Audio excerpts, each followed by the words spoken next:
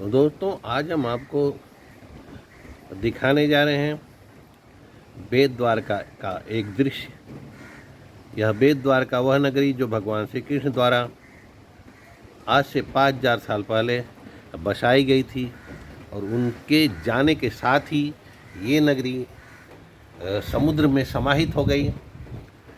ये दृश्य आपको अंदर समुद्र के अंदर तक का दृश्य आपको दिखाएंगे हम आज पूरी जानकारी के साथ, जिसको लोग बीच में कई लोग काल्पनिक कहने लगे। अरे महाभारत एक काल्पनिक किताब है, श्रीमद् भागवत काल्पनिक किताब है, रामायण काल्पनिक है, सब कुछ आँख से दिख रहा है। द्वारका नगरी सामने से दिख रही है, तुम उसे काल्पनिक समझता है। भगवान राम का बनाया हुआ सेतु बंध आँख के सामने दिख रहा है, हर से लंका तक जाता है। तो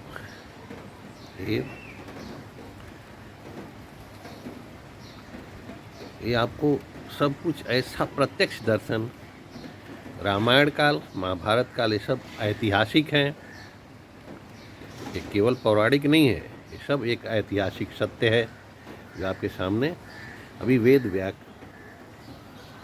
द्वारका प्रस्तुत है।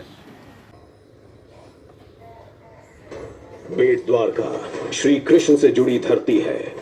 इस बात का एक और साक्ष्य है जिसके बारे में शायद ही कोई जानता होगा।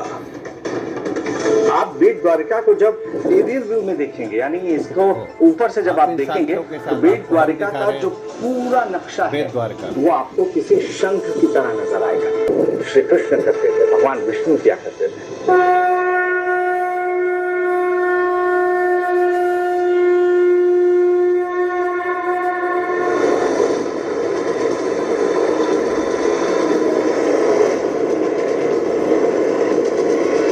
अब हमारे हौसले बुलंद थे, हमें पूरा विश्वास था।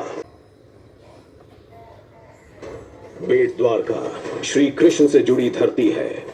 इस बात का एक और साक्ष्य है जिसके बारे में शायद ही कोई जानता होगा। आप बेट द्वारका को जब एरियल व्यू में देखेंगे, यानी इसको ऊपर से जब आप देखेंगे तो बेट द्वारका का जो पूरा नक्शा है वो आपको किसी शंख की तरह नजर आएगा।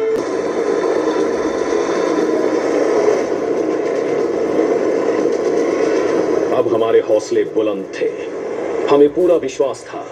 हम तेजी से गहराई में उतरते जा रहे थे जो हमें नक्शे में बताई गई थी, और हमें जल्द ही सफलता मिल गई।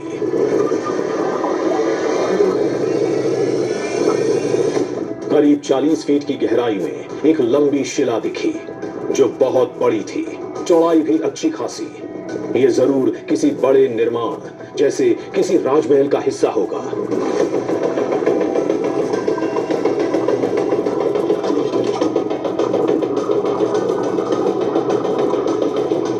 आसपास कई पत्थर थे, सभी का आकार एक जैसा था।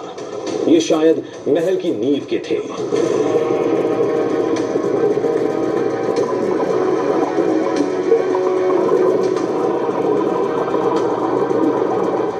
इनमें छेद बने थे, ये जरूर नींव की मजबूती, उसकी इंटरलॉकिंग के लिए होंगे।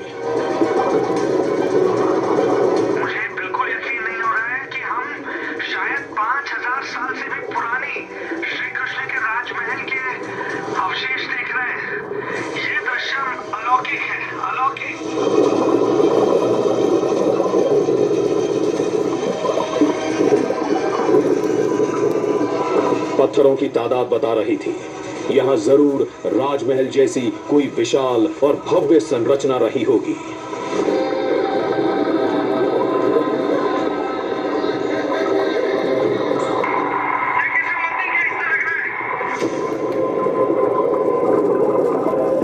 यहां इंसान के हाथों तराशे पत्थरों की भरमार थी।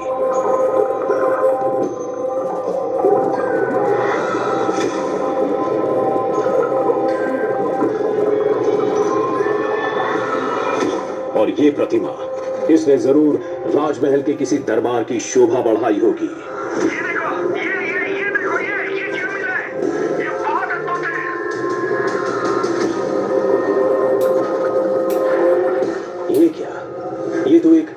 जैसा दिख रहा है, किसी स्तंभ का आधार होगा। अद्भुत है ये। ऐसा लग रहा है जैसे हम उस द्वापर युग को, उसके माहौल को फिर से महसूस कर रहे हैं। अब कोई शक नहीं है कि ये जरूर राजमहल के अवशेष हैं। ये सारी चीजें राजमहल की ही हैं।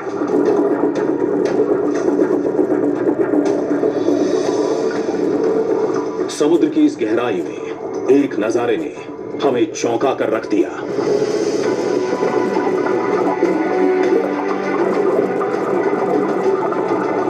देखने में पिरामिड जैसा लग रहा था। यह किसी स्तंभ का निचला हिस्सा होगा।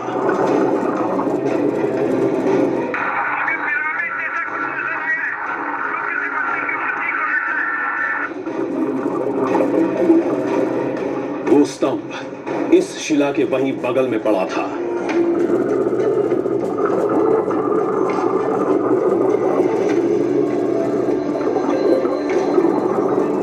हम और गहराई में गए, इस बात से बेखबर कि आगे जो दिखने वाला है वो इस खोज को एक नई ऊंचाई पर ले जाएगा।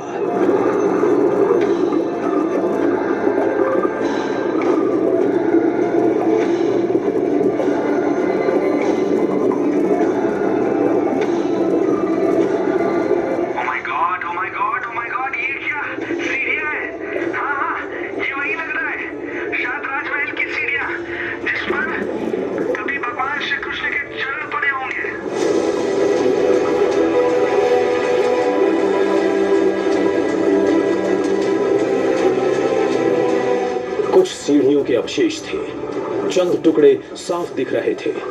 जब इस जगह के हर अवशेष को श्री कृष्ण के राजमहल का माना जाता है, तो ये सीढ़ियां भी उसी का हिस्सा होंगी। कोई शक नहीं है कि ये जरूर राजमहल के अवशेष हैं। ये सारी चीजें राजमहल की ही हैं।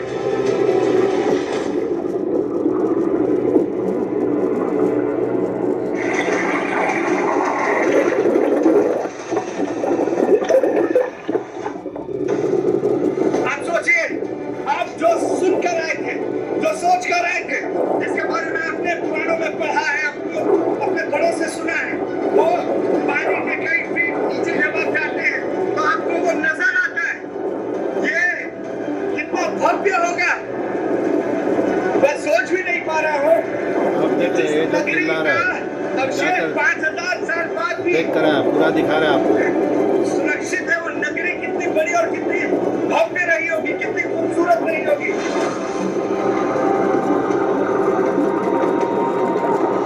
यही वो अवशेष थे जिन्होंने उस 5000 साल पुरानी श्री कृष्ण की द्वारका नगरी को पौराणिक से ऐतिहासिक बना दिया। जिसे काल्पनिक माना जाता था, उसके वजूद को साबित कर दिया। जहां आज द्वारकाधीश मंदिर और बेट द्वारका है, श्री कृष्ण की प्राचीन द्वारका यही थी। इस